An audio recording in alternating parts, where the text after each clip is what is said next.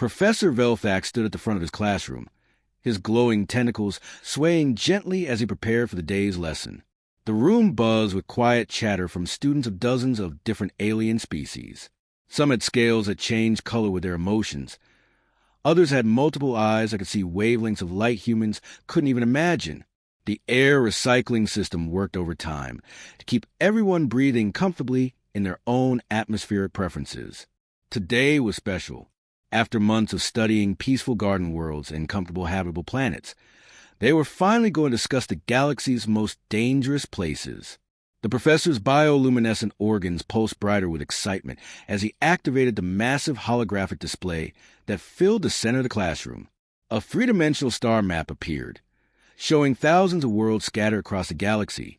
Most glowed in soft blues and greens, indicating safe, livable planets where civilized species had built their homes. But scattered among them were worlds marked in angry red warnings.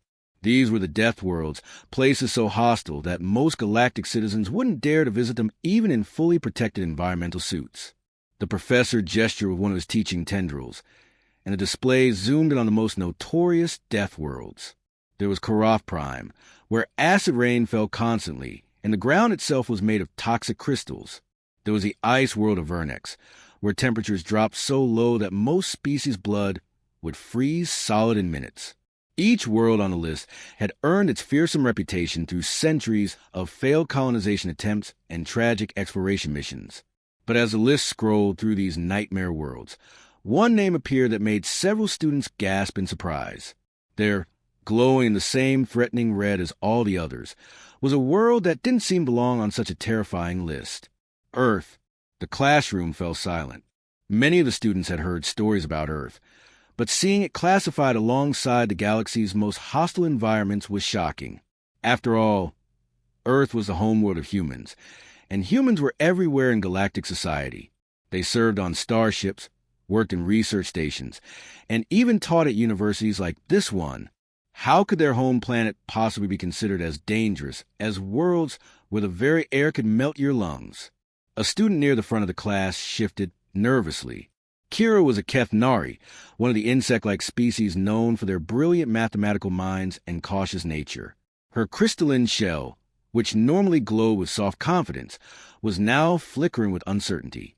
She had always been one of the bravest students in the class, never afraid to ask difficult questions, but this discovery had shaken her.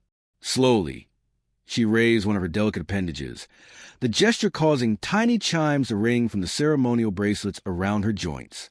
"Professor," she began, her voice carrying the musical quality that all Kethnari possessed, "I don't understand something. If Earth is really classified as a class, 12 Death World, the same level as planets where we send only our most advanced robotic probes, then how do humans not just survive there, but actually evolve and build a civilization? And how did they become advanced enough to join the rest of us among the stars?" The question hung in the air like a challenge. Professor Velfax's bioluminescent organs flickered rapidly, a sign that his usually brilliant mind was struggling to process the implications. He had been teaching xenobiology for over 300 standard years. He had studied the evolution of countless species across the galaxy. He had written research papers on how different environments shaped the development of intelligent life. But as he stood there, looking at the holographic display showing Earth's ominous red classification, he realized he had no good answer. The truth was embarrassing for someone of his academic standing. Despite all his years of study and research, despite his reputation as one of the galaxy's leading experts on planetary habitability, he had never really thought deeply about the contradiction that Kira had just pointed out. He knew humans came from Earth, and he knew Earth was classified as a death world, but he had simply accepted these facts without connecting them. In the back corner of the classroom, a figure who had remained quiet throughout the entire semester suddenly stirred. James Mitchell had been the perfect exchange student, attending every lecture, taking careful notes, but rarely speaking up during discussions. Most of the alien students had almost forgotten he was there, which was exactly how James preferred it. As the only human in a class full of beings who could casually discuss his homeworld as if it were a chamber of horrors, he had learned that sometimes it was better to listen than to speak. But now, As he watched confusion spread across Professor Velthak's usually confident features, James felt a familiar smile spreading across his face. This was the moment he had been waiting for all semester long. This was his chance to show his classmates something they had never considered before. James pushed back his chair and rose to his feet with a casual grace that made most alien species feel uneasy, though they could never quite explain why. The movement was so smooth, so controlled, that it triggered ancient survival instincts across the classroom. Without even thinking about it, several students reached for the small devices on their belts that projected protective energy fields around their bodies. It was an automatic response, like flinching when something moved too quickly in your peripheral vision.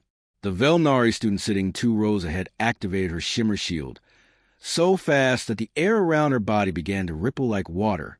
The tall, tree-like Groken near the window extended his natural bark armor until it covered his more vulnerable inner wood. Even Kira, despite having asked a question that started this whole discussion, felt her crystalline shell automatically thicken as an extra layer of protection formed across her surface. James noticed these reactions, of course. He had grown used to them during his time at the university. At first, it had hurt his feelings to realize that his mere presence made other beings nervous. But over time, he had come to understand that it wasn't personal. Most species in the galaxy had evolved on worlds where the biggest threat they faced was maybe a particularly aggressive plant or an animal that could give them a nasty bite. Their danger response systems simply weren't calibrated for something like a human. "Professor," James said, his voice carrying easily across the now silent classroom.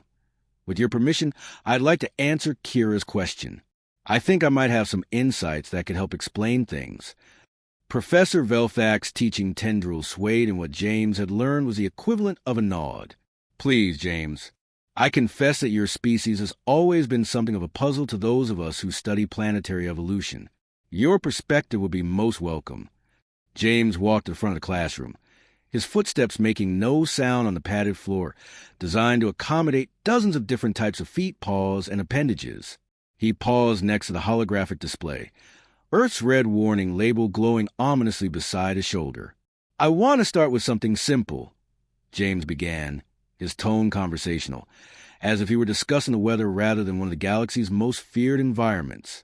"The air you're all breathing right now, here on this space station, it's been carefully filtered and balanced to be safe for as many species as possible. The oxygen content is kept at exactly 12%, which most of you find comfortable." Several students nodded, their various heads, crests, and sensory organs bobbing in agreement. "On Earth," James continued, "the air is 21% oxygen, nearly twice what you're breathing right now." The effect of this simple statement was immediate and dramatic. Kira's crystalline shell went from its nervous flickering to a steady, alarmed glow. The Groken's bark armor creaked as it contracted even tighter around his core. Somewhere in the back of the room, a small squeaking sound indicated that one of the mouse-like Picnari students had just fainted. "That level of oxygen is toxic to most of your species," James explained matter-of-factly. "If you were to breathe Earth's atmosphere without protection, the oxygen would start burning through your lung tissues within minutes. Your blood would become so oversaturated that your circulatory systems would begin to break down. What we consider fresh, clean air would kill most of you faster than many poisons."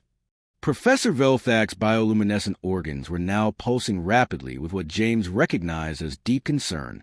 "James, surely you're exaggerating. If your atmosphere is truly that hostile, how do your ecosystems function at all?" James smiled, and several students noticed that the expression, which was meant to be reassuring, somehow made them feel even more nervous. "That's just the beginning, Professor. Our gravity is 2.7 times galactic standard. Most of you weigh less than 50 pounds in your home environments. On Earth, you'd weigh over 130 pounds. Your bones would crack under the stress. Your hearts wouldn't be strong enough to pump blood upward against that kind of gravitational pull." The classroom was now so quiet that the gentle hum of the life support systems seemed as loud as a roaring engine.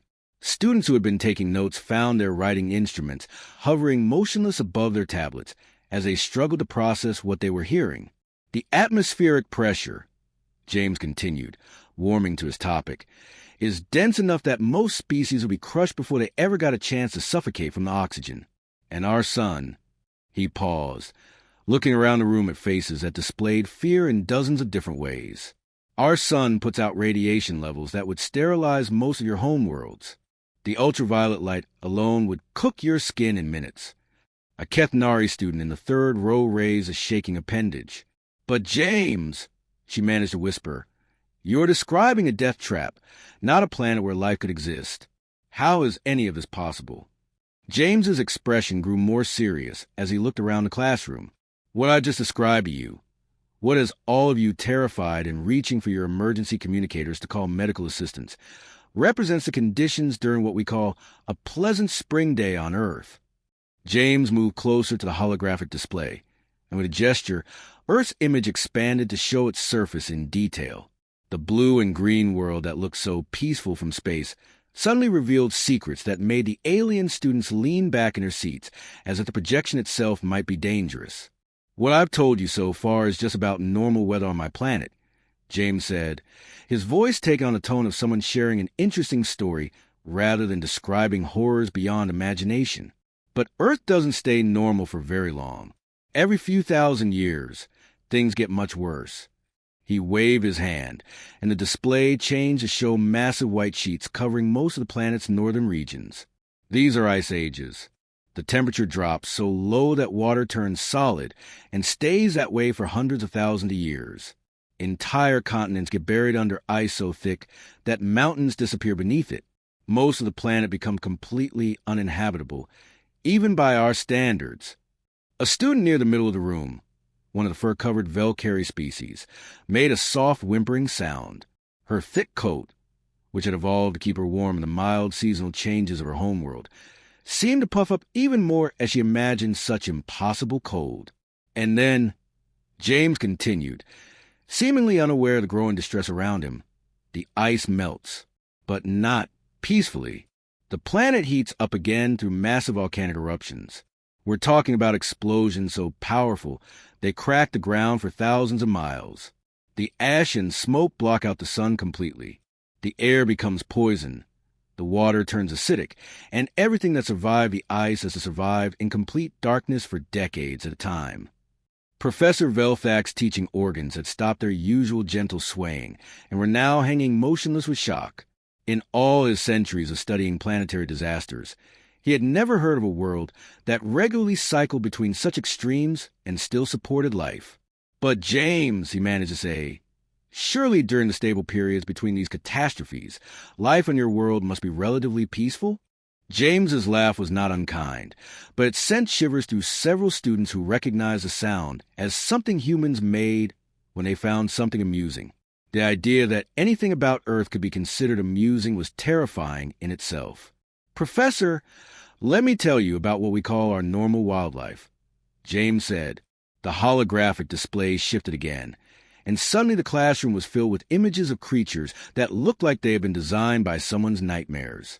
"This is a tiger," James said, pointing to a massive orange and black striped creature with fangs longer than most students' fingers. "They weigh about 300 kilograms, can leap 8 meters in a single bound, and their jaws are strong enough to crush the skull of any creature on our planet, including us." Several students made choking sounds as they tried to process the idea of sharing a world with such a monster. The image rotated slowly, showing the creature's powerful muscles and razor-sharp claws. "This lived in our oceans," James continued, and the display changed to show something even worse. The creature was so large it barely fit in projection space, a shark with jaws that could swallow most of the students whole. 15 meters long, teeth the size of dinner plates, and a bite force that could cut a small spaceship in half. We called it Megalodon. The mouse-like Picnari student who had fainted earlier woke up just in time to see the shark image, squeaked in terror, and promptly fainted again. "And here's the interesting part," James said, his tone becoming even more conversational. "Humans didn't evolve as the dominant predators on Earth. We were prey animals. These creatures, and hundreds of others like them, hunted us for millions of years." The silence that followed this statement was so complete that several students wondered if the life support system had stopped working. The very concept that James was describing seemed to violate the basic laws of evolution that they had all learned. Prey species didn't become intelligent enough to build starships. They either evolved better defenses, or they went extinct. How? Kira whispered, her crystalline shell now glowing so dimly it was barely visible. How did you survive long enough to develop intelligence? James smiled again, and this time every student in the room recognized the expression for what it was. It wasn't just happiness or amusement. It was the smile of a predator, even though he had just claimed humans were prey. We developed a hunting technique that was so terrifying, even the monsters that ate us learned to fear it, he said. It's called persistence hunting. We would pick a target, usually something much bigger and stronger than us, and we would chase it. Not fast, not with claws or fangs, but slowly, steadily. For days, sometimes weeks, we would follow our prey across entire continents. We would track them while they slept, follow them while they ate, never giving them a moment of peace or rest. He paused, looking around the classroom at faces that showed a mixture of horror and fascination. Eventually, the animal would collapse from exhaustion. Its heart would give out from the constant stress of being chased by creatures that never, ever stopped coming. And then we would walk up to this massive, powerful beast that could have killed us with a single swipe, and we would calmly finish it off while it lay there too tired to fight back. A Thek Nori student in the back row, her insect-like mandibles chattering with distress, finally found her voice. "James," she said, her words coming out in rapid, panicked clicks. "You're not describing a homeworld. You're describing a hellscape, a nightmare realm that should have killed everything living on it millions of years ago. How does anything survive on such a planet?" James looked at her with something that might have been sympathy, but his next words carried a truth that would haunt every student in that classroom for the rest of their lives. "That's just it," he said quietly. "On Earth, you don't survive by being the strongest or the fastest or even the smartest. You survive by being the one thing that Earth can't break, no matter how hard it tries. You survive by never giving up." James walked back toward the center of the classroom, his movements now seeming less threatening to the students as they began to understand that his casual confidence wasn't arrogance, but something much more profound. The holographic display shifted once more, showing Earth not as a single image, but as a time-lapse sequence spanning millions of years. "You're all thinking about this wrong," James said, his voice taking on the patient tone of someone explaining a concept that seemed obvious to him but revolutionary to others. "You're imagining Earth as a death trap that somehow failed to kill us. But that's not what happened at all. Earth didn't try to kill us and fail. Earth spent millions of years teaching us exactly what we needed to become." The display showed the planet's surface changing rapidly, continents shifting, ice sheets advancing and retreating, volcanic eruptions reshaping entire landscapes. Through it all, tiny dots representing early human populations moved, adapted, and survived. "Every disaster you can imagine we lived through," James continued. "Volcanic eruptions that turned day into night for months at a time. We learned to find food in the darkness and keep our families alive when the air itself was poison. Earthquakes that split the ground beneath our feet. We learned to build shelters that could flex and bend instead of breaking. Hurricanes with winds strong enough to throw trees around like toothpicks. We learned to read the sky and take shelter, or sometimes to use the storms to our advantage." Kira raised one of her delicate appendages again, but this time her shell was glowing with curiosity rather than fear. "James, I understand that your ancestors survived these things, but how did that change you as a species? Most creatures that survive disasters do so by hiding or running away." James nodded approvingly at the question. "That's exactly the point, Kira. Most species run from danger, but on Earth, there was nowhere to run. The disasters were planet-wide. The predators were everywhere. The climate changes lasted longer than most civilizations have existed. So we couldn't run and we couldn't hide. We had to do something else entirely." He gestured to the display, which now showed early humans working together to build fires in the middle of ice storms, constructing tools from broken volcanic rock, and caring for their injured even when resources were desperately scarce. "We learned to adapt in real time," James explained. "Not just physically, but mentally. When a flood wiped out our food sources, we didn't just look for new food. We figure out how to create food from things that had never been food before. When earthquakes destroyed our shelters, we didn't just build the same shelters again. We invented completely new ways of building that could survive the next earthquake. Professor Velthak's bioluminescent organs were now pulsing in a pattern that James had learned indicated deep thought. James, what you're describing sounds less like survival and more like continuous evolution under extreme pressure. Exactly, James said, his enthusiasm making several students flinch reflexively. Most species evolve slowly, over millions of years, to fit into their environment. We evolved to constantly change ourselves to meet whatever challenge came next. And more than that, we evolved to see those challenges not as threats to run from, but as problems to solve. The display changed again, showing humans in different environments across Earth. In scorching deserts, building settlements that stayed cool without any technology. In frozen tundra, creating warm clothes and shelters from the bodies of animals they had hunted. In dense jungles, finding medicines and plants, and turning dangerous terrain into protective barriers. The thing is, James continued, after a few million years of this, something interesting happened to our brains. We stopped seeing impossible as meaning can't be done. We started seeing it as meaning nobody's figured out how to do it yet. A student from the back of the room, one of the tall, ethereal Nimhari with their translucent blue skin, spoke up in a voice like wind chimes. But James, surely your species must have some limit. There must be some challenge that would make humans give up.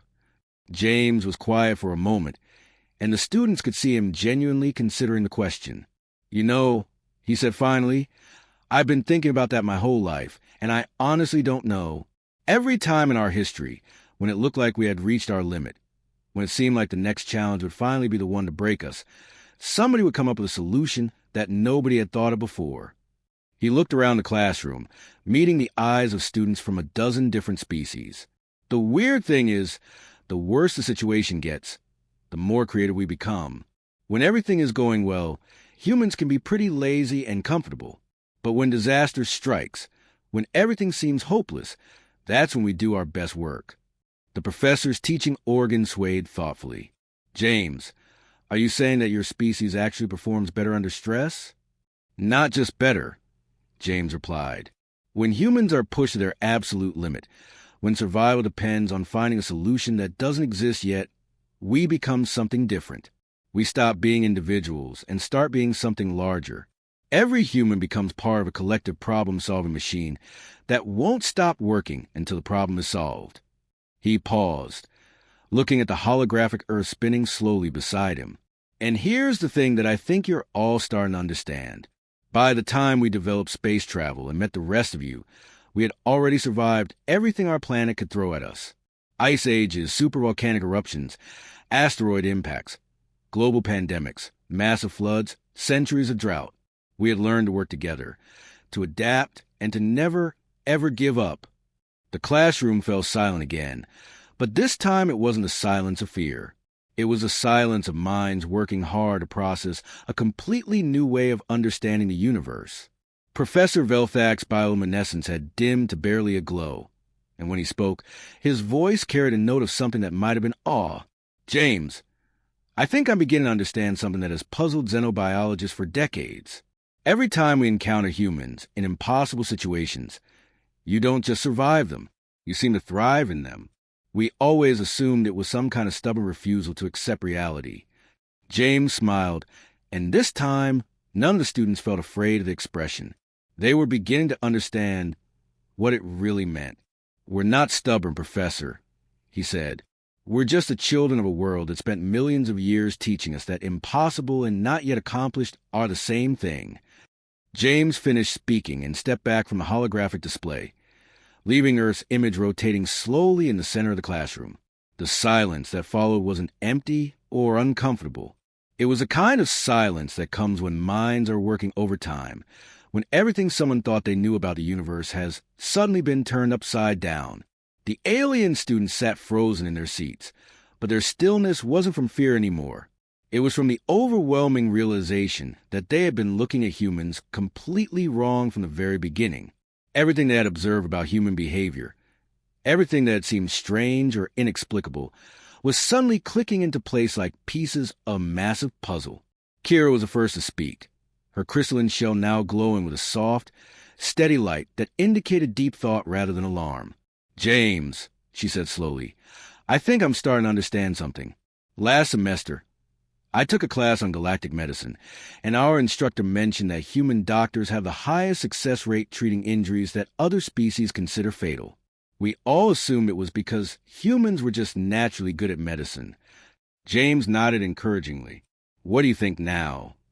"Now I think," Kira continued, her voice growing stronger, "that human medicine seems miraculous because you learn how to heal bodies that were constantly being pushed beyond what should be survivable.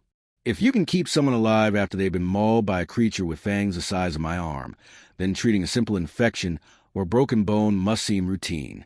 A murmur of understanding rippled through the classroom as other students began to make similar connections. The tall Nimhari student who had asked about human limits raised her translucent hand. "And human engineering," she said, her wind chime voice filled with wonder. "We've all seen the ships and stations that humans build. They're constructed like they expect to be attacked by forces that could destroy entire star systems. We thought it was paranoia or excessive caution. But it's not," added a stout, rock-like Corvin student, his gravelly voice rumbling with newfound comprehension. "It's because human engineering is designed to withstand the fury of an entire planet that's actively trying to destroy everything on it. Of course, it seems impossibly strong to those of us who come from gentle worlds." Professor Velthak's teaching organs were swaying again, but now in a pattern that James recognized as deep admiration, mixed with something like professional embarrassment. "Class," the professor said, his bioluminescence growing brighter, "I confess that I have been teaching xenobiology for 3 centuries, and I have never understood humans until this moment." He moved closer to the holographic Earth, studying it with new eyes. "I have read countless reports about human behavior that made no sense to me. Humans who walked into burning buildings to save strangers. Human soldiers who refused to retreat even when facing impossible odds. Human researchers who continued their experiments even when their equipment was failing and their lives were in danger." The professor's organs pulsed with what James now recognized as excitement. "I always classified this behavior as an inexplicable quirk of human psychology, some kind of irrational stubbornness that defied logical analysis. But now I see the truth. Humans don't walk into burning buildings despite the danger. You walk into them because your species has spent millions of years learning that running from danger usually means death, while facing it head-on sometimes offers a chance for survival." Around the classroom, students were nodding as more pieces fell into place.